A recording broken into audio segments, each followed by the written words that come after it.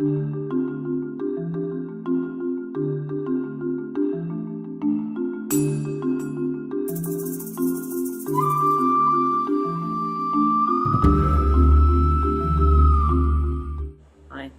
my name is Debs Harris, and last year I was able to attend an event called Passion, Purpose and Potency, and I'd like to tell you a little bit about my experience and some things that I learnt while I was at this event.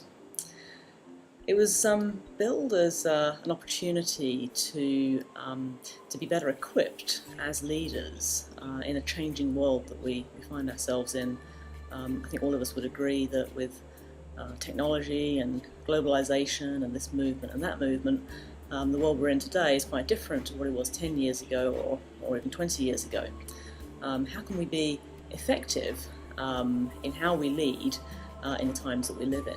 So the event was helping us to look at leadership and followership and the dynamics in between. It was challenging us to look for resources that maybe we haven't identified and tapped previously. So that was the billing. I was intrigued and I signed up and went along. And it was an event like none I've been on previously. It was not a workshop or a training event. It wasn't really a conference. I came back wondering how to explain it to my colleagues back here in Singapore, and I said it was an experience.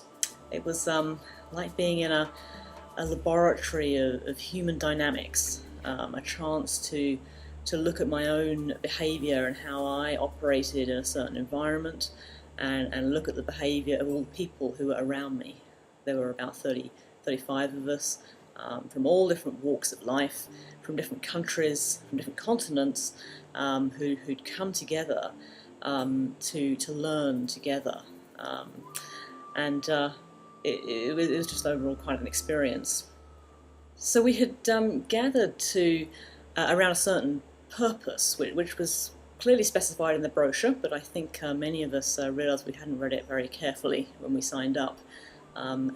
We had a very specific task to do in the 7 days we were together, and that was to set up and create together an organisation in which we could explore the dynamics of leaders and followers, of looking at how we behave and how we can maybe identify some of these untapped resources to begin to capitalise on them.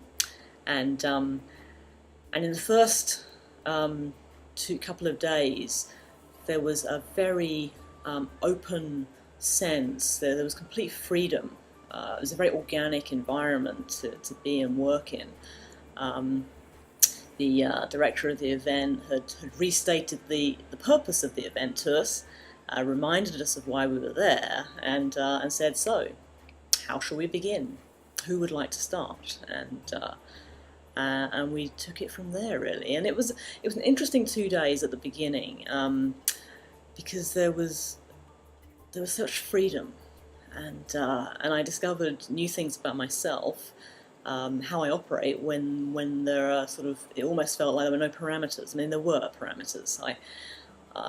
As I listened to some of the other participants talking, I realised I needed to gauge my sense of freedom and all the things I wanted to do and explore, given that freedom, against the parameter of, am I contributing to the purpose of the event? Is what I'm putting my energy into, and my contributions, which were mostly verbal at that time, are they helping us move towards creating this organisation and learning the things that we've all said that we want to learn together?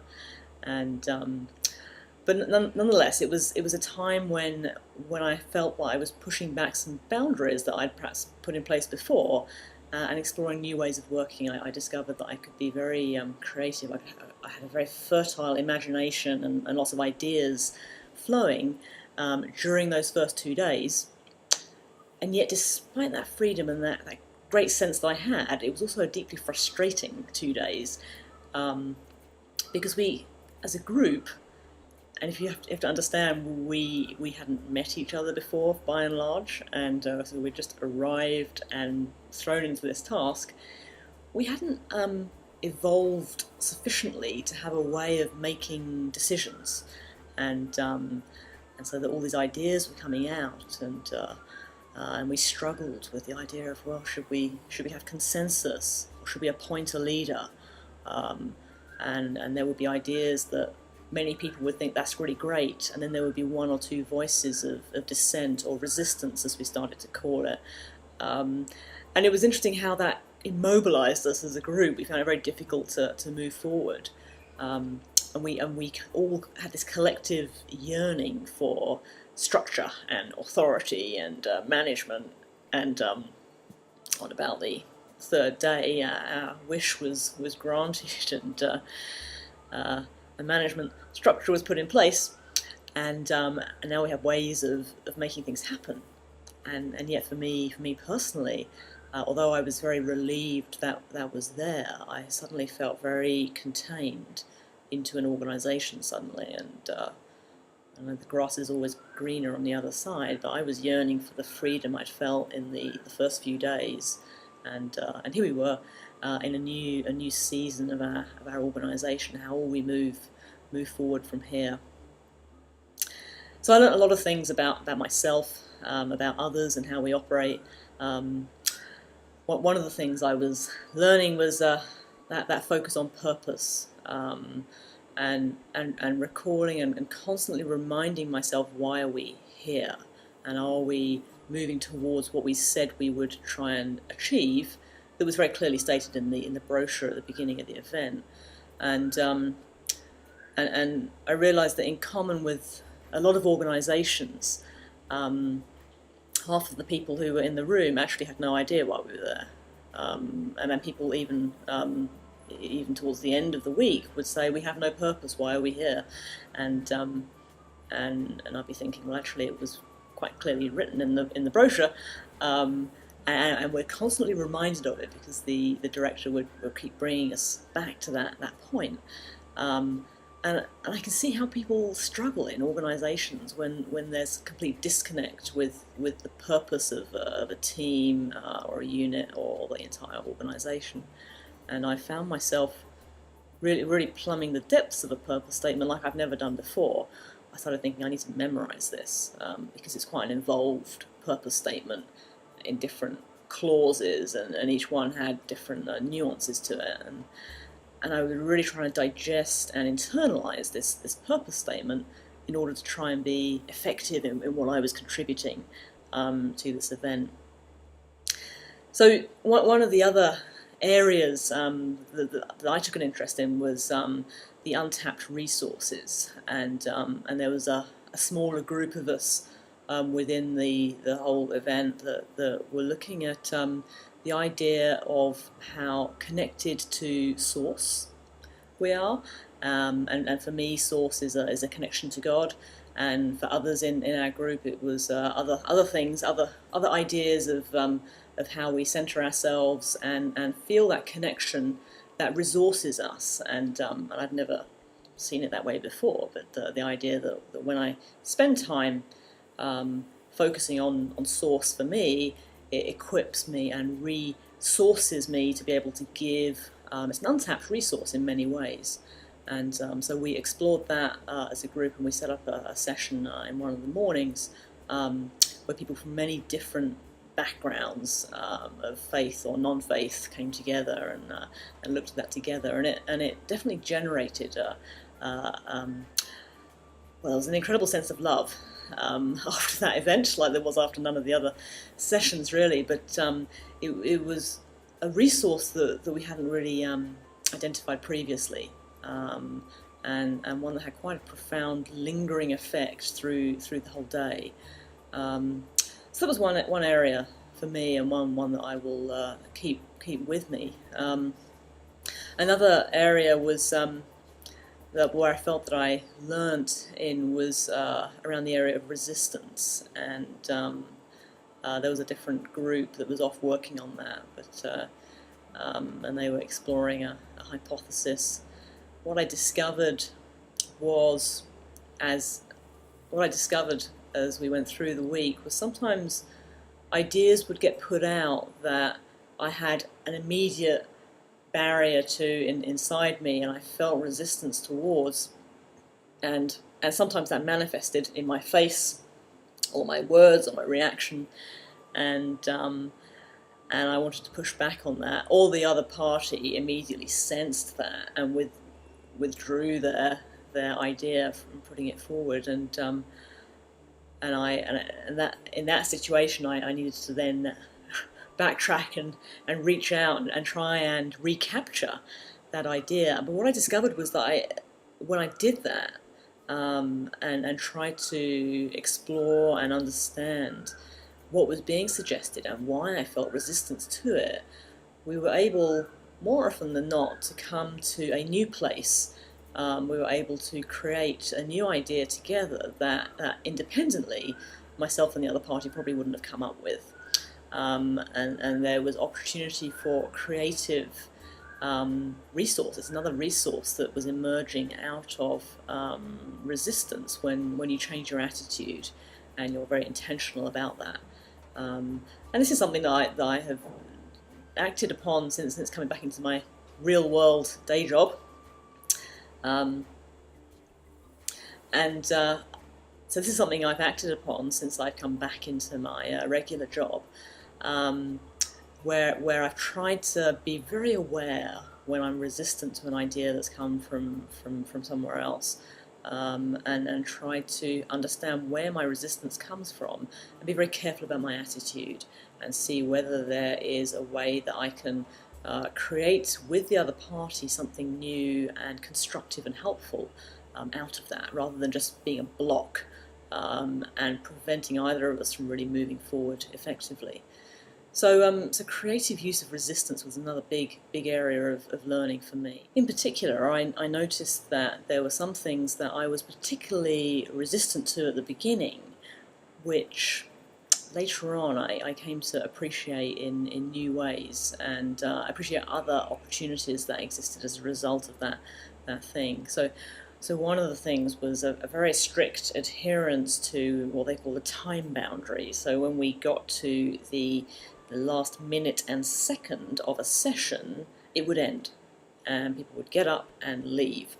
And initially, when that happened the first few times, that's kind of offensive, especially if you're the one who is in mid-flow at that point. And it was a source of a great deal of discussion from all of us participants who weren't familiar with that kind of way of operating. And yet, as we continued through the week, it came to be something that was quite valued and appreciated, at least by myself and several others as well. It meant that we were prioritising the break times as much as the session times, and it gave us quality break times where we actually were quite productive, and a lot of conversations were continuing in a dynamic way in these substantial regular breaks that we had throughout the day. I think we must have had about 6 half-hour breaks each day, which sounds very extravagant, but the sessions were an hour long in between. But they were very productive times. And in fact, in those first few days, it felt a little bit like maybe more work was happening outside the sessions than inside. But you shouldn't tell the director I said that, because that was beyond one of the boundaries that he specified. So one of the other things I discovered about myself was different ways I operate in different environments and contexts. And at one point in the event, there was something I had a personal mission to try and achieve, which was going to contribute to the overall purpose of the event. And I was feeling completely tied up in bureaucracy. I just thought, I don't think I can make this happen, and I started to behave in a bit of a covert, subversive way to get around the rules, to try and honour the principles that they were working by, but just in order to move things forward and be able to contribute this piece that myself and a few others were working on, and so it was a different way of working for me. And that was one of the nice things about the event, was it gave you that chance to explore different behaviours and ways of working. It's a safe environment because we're kind of isolated in this artificial kind of organisation we've created, to try out different things, to say, well, if I behave in this way, will it make a difference, or I can try that. And so it gives us that opportunity not just to try it ourselves, but to see other people as well and how they're working. And of course, after 7 days, we all left and went in different directions, so it didn't really matter. And that's what kind of added that sense of safety to how we could work and operate there. It was not the kind of event where people were going to stand up and teach you. And I think we realised that very early on. The learning was all around our ability to observe and process that with our fellow participants around. I learned a new expression of reflection in action. We're not pausing and having reflection sessions.